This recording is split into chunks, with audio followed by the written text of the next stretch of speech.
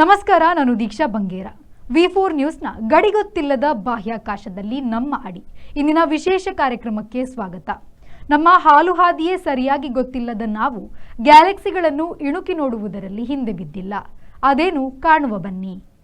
ಲೋಕ, ಜಗತ್ತು, ಪ್ರಪಂಚ ಇವೆಲ್ಲವನ್ನು ಮೀರಿದ್ದು ವಿಶ್ವ. ಅದು ಎಷ್ಟು ದೊಡ್ಡದು? ಅದು ನಮ್ಮ ಕಲ್ಪನೆಗೂ ಸಿಕ್ಕಿಲ್ಲ, ನಮ್ಮ ವಿಜ್ಞಾನಿಗಳಿಗೂ ಎಟಕಿಲ್ಲ.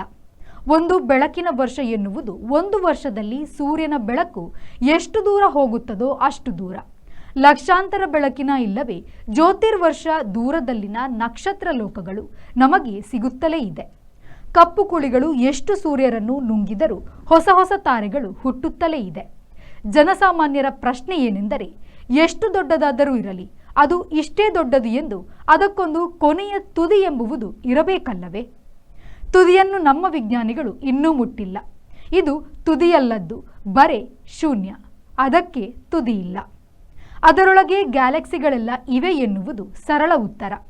ಆದರೆ ಆ ಶೂನ್ಯ ವಿವರಿಸುವುದು, ಅರ್ಥ ಮಾಡಿಕೊಳ್ಳುವುದು ಸಾಮಾನ್ಯ ಸಂಗತಿ ಏನಲ್ಲ.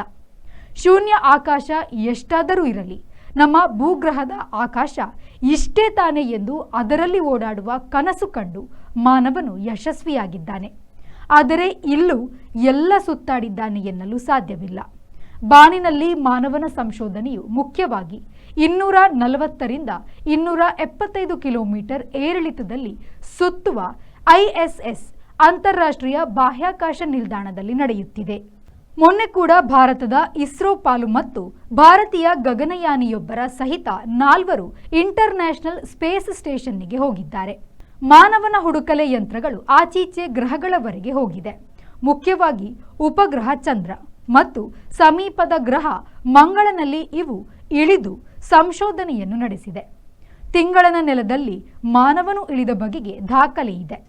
ಎಲಾನ್ ಮಸ್ಕ್ ಎಂಬ ಉದ್ಯಮಿ ಸ್ಪೇಸ್ ಎಕ್ಸ್ ಸ್ಥಾಪಿಸಿ ಬಾಹ್ಯಾಕಾಶಕ್ಕೆ ಪ್ರವಾಸ ಒಯ್ಯುವುದನ್ನು ಮಾಡುತ್ತಿದ್ದಾರೆ.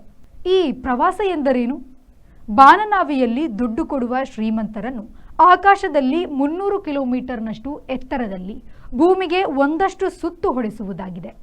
ಸೋವಿಯತ್ ರಷ್ಯಾ ಬಾಹ್ಯಾಕಾಶ ಯಾನದ ಚಾಂಪಿಯನ್, ಮೊದಲ ಪ್ರಾಣಿ, ಮೊದಲ ಮಾನವ, ಮೊದಲ ಮಹಿಳೆಯರನ್ನೆಲ್ಲ ಬಾಹ್ಯಾಕಾಶಕ್ಕೆ ಒಯ್ದ ದಾಖಲೆ ಅವರ ಹೆಸರಲ್ಲಿದೆ. ಅದಕ್ಕೆ ಸವಾಲಾಗಿ USAಯು ನಾನು ಮಾನವರನ್ನೇ ಇಳಿಸಿದ್ದೇನೆ ಎಂದು ದಾಖಲೆಯನ್ನು ತೋರಿಸುತ್ತದೆ. ಭಾರತ ಕೂಡ ಸ್ವಾತಂತ್ರ್ಯ ಸಿಕ್ಕ ಬಳಿಕ ವಿಜ್ಞಾನದಲ್ಲಿ ನಾನಾ ಬಗೆಯಲ್ಲಿ ದಾಪುಗಾಲಿಡುತ್ತಾ ಬಂದಿದೆ. ಅದರಲ್ಲಿ ಉಪಗ್ರಹದ ಸಾಧನೆ ದೊಡ್ಡದು. ಹಾಗೆಯೇ ಭಾರತದಿಂದ ಗಗನಯಾತ್ರಿಗಳು ಕೂಡ ತಯಾರಾಗಿ ಲೋಕ ಗರಿಮೆ ಹಿರಿಮೆಯನ್ನು ಮೆರೆದಿದ್ದಾರೆ. ಇಲ್ಲಿಯವರೆಗೆ 6 ಮಂದಿಗೂ ಹೆಚ್ಚು ಭಾರತೀಯರು ಬಾಹ್ಯಾಕಾಶಕ್ಕೆ ಹೋಗಿ ತೇಲಿ ವಾಲಿ ನಡೆದವರಿದ್ದಾರೆ.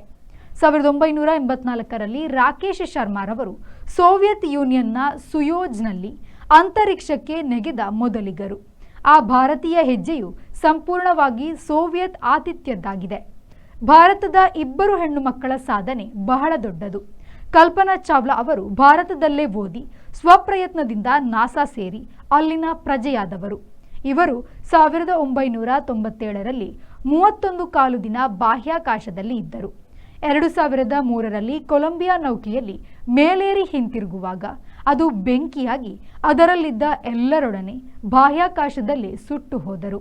2021ರಲ್ಲಿ ಸಿರಿಷಾ ಬಂಡಾ ಎನ್ನುವವರು ಸ್ಪೇಸ್ ಎಕ್ಸ್ ಮೂಲಕ 17 ನಿಮಿಷ ಬಾಹ್ಯಾಕಾಶದಲ್ಲಿ ಇದ್ದರು. ಸುನಿತಾ ವಿಲಿಯಮ್ಸ್ ಭಾರತೀಯ ತಂದೆಯನ್ನು ಹೊಂದಿದ್ದ ಅಮೆರಿಕನ್. ಇವರು ಅತಿ ಹೆಚ್ಚು ದಿನ ಒಟ್ಟು 608 ಕಾಲು ದಿನಗಳನ್ನು ಬಾಹ್ಯಾಕಾಶದಲ್ಲಿ ಕಳೆದಿದ್ದಾರೆ.